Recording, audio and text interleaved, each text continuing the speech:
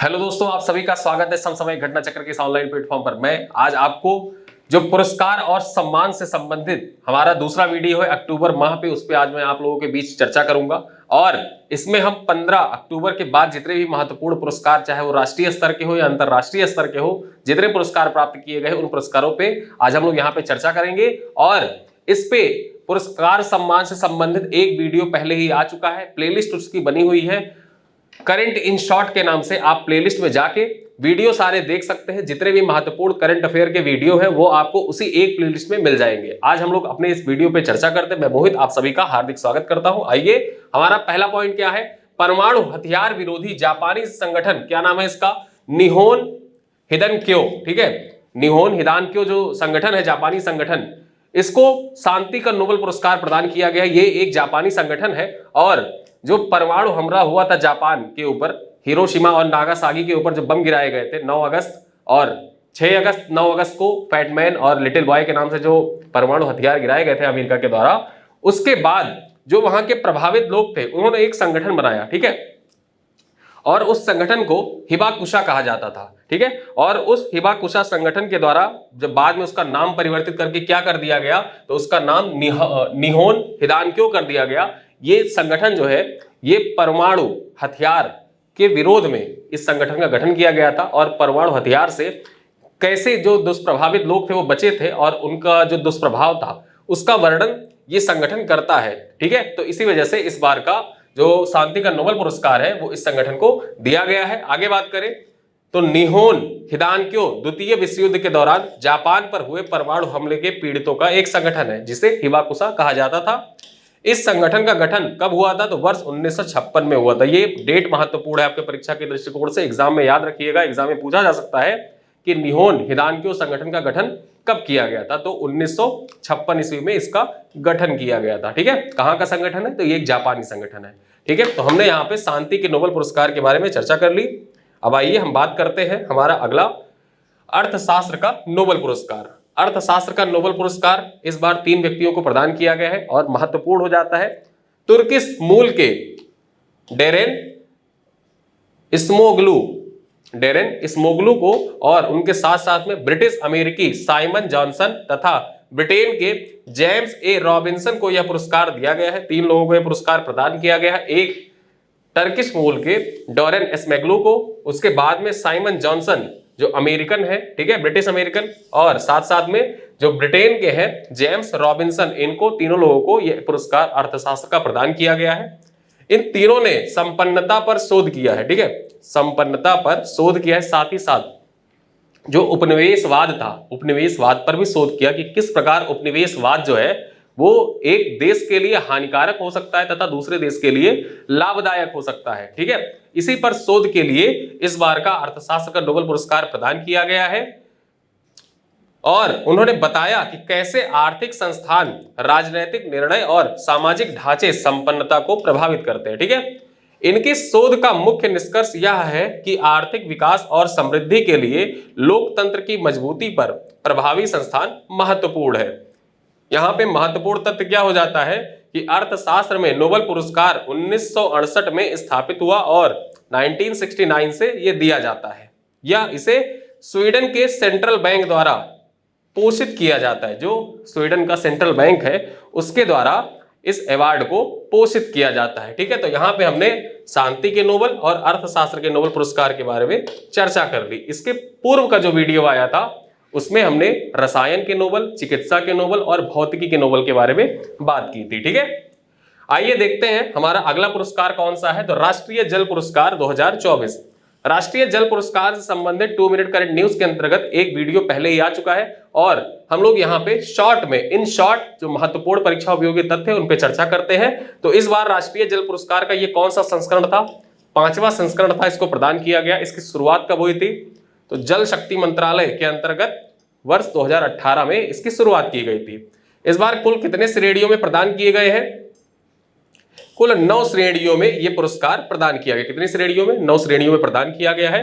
उड़ीसा को मिला राष्ट्रीय जल पुरस्कार। राष्ट्रीय जल पुरस्कार में अगर जो शीर्ष राज्य की बात करें तो उड़ीसा को शीर्ष राज्य का प्रदान किया गया है पुरस्कार। ठीक है, फर्स्ट रैंक जो आई है वो उड़ीसा की आई है। आगे बात करें तो सर्वश्रेष्ठ राज्यों की श्रेणी में किनको रखा गया है, तो उड़ीसा पहले स्थान पर है, उत्तर प्रदेश का दूसरा स्थान है और पुदुचेरी तथा गुजरात संयुक्त रूप से तीसरे स्थान पर है। ये आपके परीक्षा के दृष्टिकोण से इंपॉर्टेंट हो जाता है कि राष्ट्रीय जल पुरस्कार में उत्तर प्रदेश का कौन सा स्थान है। तो राष्ट्रीय जल पुरस्कार में उत्तर प्रदेश का स्थान जो है वो कौन सा है, वो दूसरा स्थान है। ठीक है, पहला स्थान किसका है, तो उड़ीसा का पहला स्थान है और राष्ट्रीय जल पुरस्कार उड़ीसा ने जीता है। ठीक है, सबसे अच्छे शहरी निकाय किसे घोषित किए गए हैं, तो सबसे अच्छे शहरी निकाय में अगर हम देखें तो सूरत जो है इसकी रैंक है फर्स्ट। ठीक है, सूरत की रैंक है फर्स्ट। वहीं पे जो पुरी है उड़ीसा का, इसका रैंक है सेकंड। ठीक, और पुणे महाराष्ट्र का जो पुणे है इसकी रैंक है थर्ड।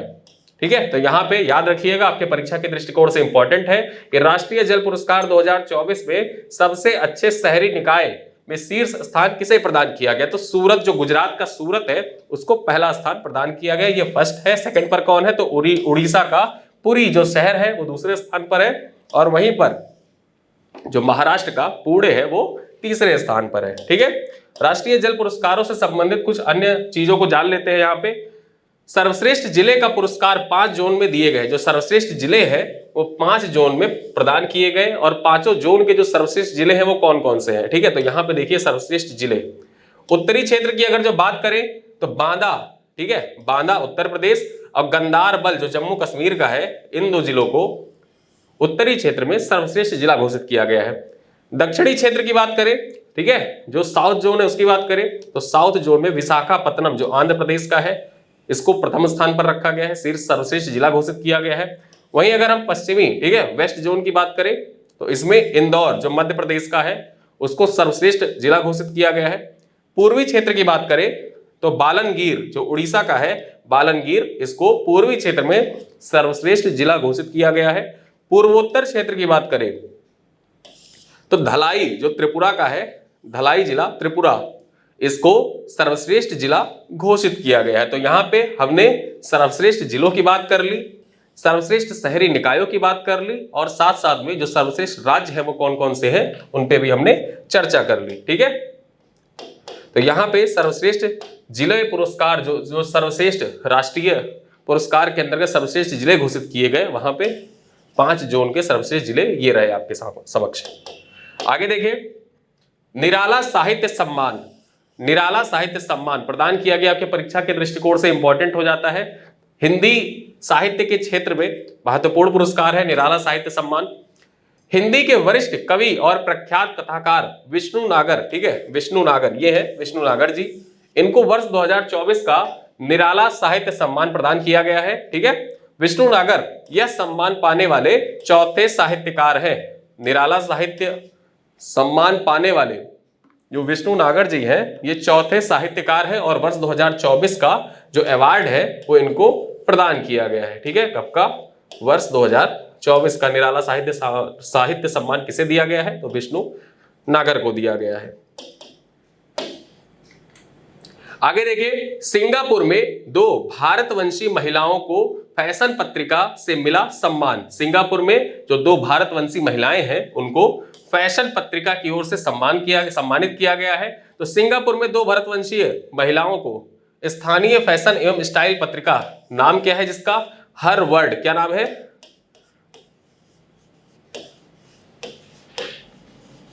हर वर्ड, ये एक स्थानीय फैशन पत्रिका है, इसके द्वारा सम्मानित किया गया है।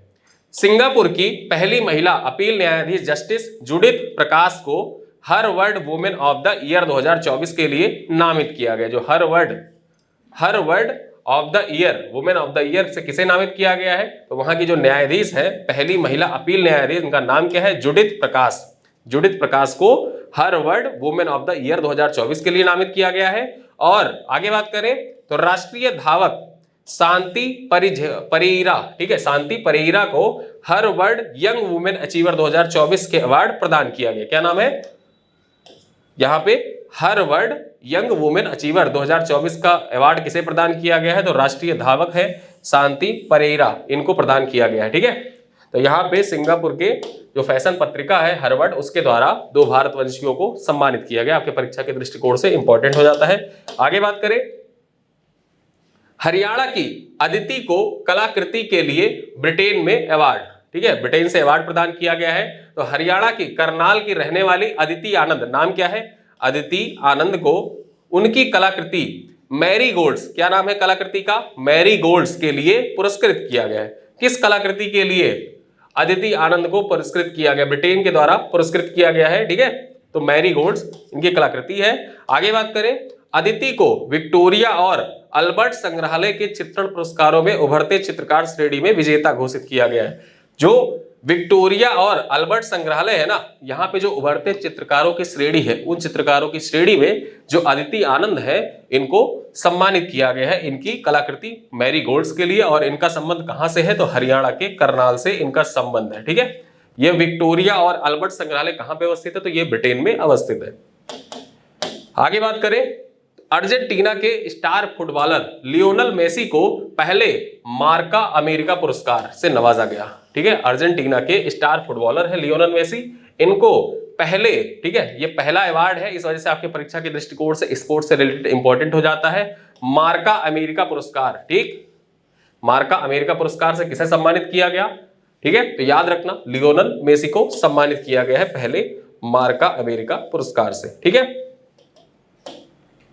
आगे बात करें, नारायण मूर्ति को पैट्रिक जे मॉर्गन अवार्ड, पैट्रिक जे मॉर्गन अवार्ड, जो इन्फोसिस के को फाउंडर है नारायण मूर्ति, उनको पैट्रिक जे मॉर्गन अवार्ड से सम्मानित किया गया है। तो चिराटो वेंचर्स की ओर से वर्ष 2024 के लिए India life time achievement award Infosys के संस्थापक नारायण मूर्ति को प्रदान किया गया है। वहीं एडोबे के सीईओ चेयरपर्सन शांतनु नारायण को global life time achievement award प्रदान किया गया, ठीक है।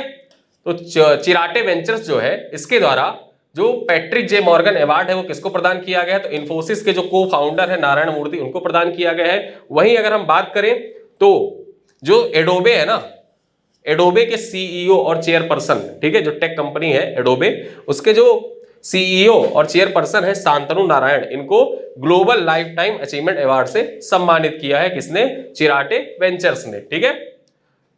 आगे हम बात करें, अन्य महत्वपूर्ण पुरस्कार कौन सा है, तो राजस्थान का देवमाली गांव चर्चा में क्यों आया। राजस्थान का देवमाली गांव, जो राजस्थान का देवमाली गांव है, यहां पर जो प्रत्येक परिवार है ना, प्रत्येक परिवार के पास आप देखेंगे तो उनकी लाइफ स्टाइल बहुत ही हाई क्वालिटी की है और उनके पास लग्जरी गाड़ियां हैं। गांव में, गांव के प्रत्येक व्यक्ति के पास लग्जरी गाड़ियां हैं, ठीक है।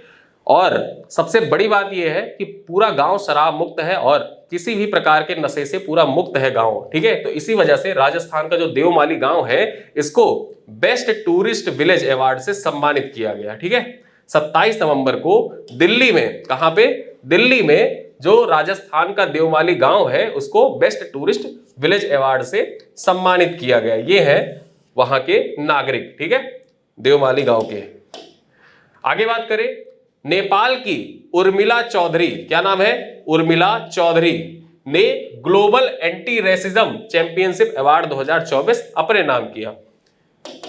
कौन सा award, global anti racism championship award 2024 अपने नाम किया है। नाम क्या है, उर्मिला चौधरी। और इनका संबंध किस देश से है, उर्मिला चौधरी का संबंध, तो इनका संबंध है नेपाल से। आपकी परीक्षा के दृष्टिकोण से इंपॉर्टेंट हो जाता है कि global anti racism championship award 2024 किसे प्रदान किया गया है, तो उर्मिला चौधरी को प्रदान किया गया। इनका संबंध किस देश से है, तो इनका संबंध नेपाल से है, ठीक है। आगे बात करें, एक्टर दारा सिंह खुराना को महात्मा गांधी लीडरशिप अवार्ड से सम्मानित किया गया है। एक्टर जो है दारा सिंह खुराना, ठीक है, ये है एक्टर दारा सिंह खुराना, इनको महात्मा गांधी लीडरशिप अवार्ड से सम्मानित किया गया है। इन्हें यह अवार्ड मेंटल हेल्थ को लेकर जागरूकता के प्रसार हेतु दिया गया है, ठीक है। किस लिए प्रदान किया गया है, तो मेंटल हेल्थ को लेकर जागरूकता के प्रसार के लिए एक्टर दारा सिंह खुराना को महात्मा गांधी लीडरशिप अवार्ड से सम्मानित किया गया है, ठीक है। आगे देखें तो साखारोव पुरस्कार, यूरोपियन यूनियन के द्वारा यह पुरस्कार दिया जाता है। यह पुरस्कार वेनेजुएला के दो विपक्षी नेता, नाम क्या है, तो मारिया कैरिनो मुकाडो और एडमंडो गोंजालेज उरुटिया, ठीक है, क्या नाम है इनका। साखारोव पुरस्कार 2024 जो प्रदान किया गया है, ये यूरोपियन यूनियन के द्वारा दिया जाता है। किसके द्वारा, ईयू के द्वारा दिया जाता है। वेनेजुएला के दो विपक्षी नेताओं को दिया गया है, किसको? मारिया कोरिनो मकाडो और एडमंडो गोजालेज उरुटिया को दिया गया है। ये दोनों कहां के निवासी हैं? तो वेनेजुएला के निवासी हैं, इनको प्रदान किया गया है। वहीं बात करें तो यूरोपीय संसद की अध्यक्ष कौन है? रॉबर्टा मेटोसोला ने विजेताओं की घोषणा की और उन्हीं के द्वारा यह अवार्ड प्रदान किया जाएगा। ईयू के द्वारा यह अवार्ड प्रदान किया जाता है, ठीक है। किसके द्वारा? यूरोपियन यूनियन के द्वारा साखारोव पुरस्कार प्रदान किया जाती है, ठीक है। जीना महासा अमीनी को वर्ष 2023 के लिए साखारोव पुरस्कार से सम्मानित किया गया था। आगे देखिए, भारत के 3 स्कूलों को विश्व के सर्वश्रेष्ठ स्कूल का पुरस्कार दिया गया है, ठीक है। वर्ल्ड बेस्ट स्कूल प्राइज 2024 से सम्मानित किया गया है भारत के 3 स्कूलों को। वो 3 कौन कौन से हैं देख लेते हैं। दिल्ली के वसंत कुंज स्थित रेयान इंटरनेशनल स्कूल को पर्यावरण पहल में विजेता चुना गया, ठीक है। पर्यावरण पहल की कैटेगरी में जो दिल्ली के वसंत कुंज में स्थित है रेयान इंटरनेशनल स्कूल, ठीक है, इसको विजेता चुना गया है। वहीं आगे बात करें तो रतलाम के सरकारी विद्यालय CM rise Vinoba Bhave school को नवाचार और इनोवेशन की श्रेणी में, ठीक है, नवाचार और या इनोवेशन की श्रेणी में विजेता चुना गया है। रतलाम कहां पे अवस्थित है? तो मध्य प्रदेश का एक जिला है रतलाम। वहां पर जो सरकारी विद्यालय है, नाम क्या है? सीएम राइज विनोबा स्कूल, ठीक है, उसको नवाचार या इनोवेशन की श्रेणी में विजेता चुना गया है। तीसरे नंबर पे देखें तो काल्बी इंटरनेशनल पब्लिक स्कूल को कम्युनिटी चॉइस श्रेणी में, किसमें? कम्युनिटी चॉइस श्रेणी में विजेता चुना गया है। तो इन तीनों स्कूलों को, ये भारत के 3 स्कूल हैं, इनको विश्व के सर्वश्रेष्ठ स्कूल का पुरस्कार प्रदान किया गया है। यह पुरस्कार की शुरुआत T14 एजुकेशन ने एक्सेंचर, अमेरिकन एक्सप्रेस व लेमन फाउंडेशन के सहयोग से किया है, ठीक है। यहाँ पे आप देख सकते हैं ये अवार्ड जो है वो किसके सहयोग से प्रदान किया जाता है, ठीक है। तो यहाँ पे आप देख सकते हैं और कौन कौन से वो स्कूल हैं जिनको अवार्ड प्रदान किया गया है। तो पहला स्कूल है रेयान इंटरनेशनल स्कूल, दूसरा स्कूल है सीएम राइज विनोबा स्कूल, तीसरा स्कूल है काल्बी इंटरनेशनल पब्लिक स्कूल। आगे हम बात करें, अमेरिका की ग्लोबल फाइनेंस मैगजीन द्वारा आरबीआई गवर्नर शक्तिकांत दास को लगातार दूसरी बार शीर्ष केंद्रीय बैंकर के पुरस्कार से सम्मानित किया गया है, ठीक है। लगातार दूसरी बार है। वर्ष 2023 में भी शीर्ष बैंकर का अवार्ड किसे प्रदान किया गया था? तो जो आरबीआई के गवर्नर हैं शक्तिकांत दास, इनको प्रदान किया गया था। और वर्ष 2024 के लिए भी लगातार दूसरी बार है ये, ठीक है। 2024 में भी दिया गया था, 2023 में भी प्रदान किया गया था, ठीक है। किसके द्वारा दिया गया? तो अमेरिका की ग्लोबल फाइनेंस मैगजीन, इसके द्वारा शक्तिकांत दास को लगातार दूसरी बार सर्वश्रेष्ठ केंद्रीय बैंकर का पुरस्कार प्रदान किया गया है, ठीक है। इंपॉर्टेंट है आपके परीक्षा के दृष्टिकोण से।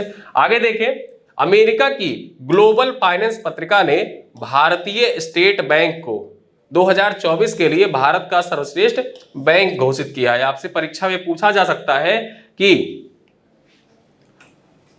ग्लोबल फाइनेंस पत्रिका द्वारा जारी, ठीक है, रिपोर्ट के अनुसार भारत का सर्वश्रेष्ठ बैंक किसे घोषित किया गया है? आपको उत्तर लगाना होगा एसबीआई को, ठीक है। तो एसबीआई जो है ये भारत का सर्वश्रेष्ठ बैंक है। यहाँ पे जितने भी महत्वपूर्ण पुरस्कार सम्मान थे उन पुरस्कार सम्मानों पे हमने चर्चा कर लिया और अक्टूबर माह के सारे पुरस्कार सम्मान 2 वीडियो के फॉर्मेट में आपके बीच उपलब्ध है। पहला वीडियो एक जो आया था वो करीब 14 से 15 अक्टूबर के आसपास आया था और दूसरा वीडियो ये अपलोड हो रहा है आज, ठीक है। तो इसमें क्या होगा, आप दोनों वीडियो को साथ में देखिएगा। दोनों वीडियो को साथ में देखने के बाद अक्टूबर माह के जितने भी अवार्ड हैं जो आपके परीक्षा के दृष्टिकोण से इंपॉर्टेंट है वो सारे कवर हो जाएंगे और इन्हीं वीडियो से ही क्वेश्चन आपके एग्जाम में आएंगे, ठीक है। तो वीडियो को अपने दोस्तों के साथ शेयर करिएगा, लाइक करिएगा और अपना फीडबैक कमेंट बॉक्स में जरूर लिखिएगा। मिलते हैं अगले वीडियो में, तब तक के लिए धन्यवाद।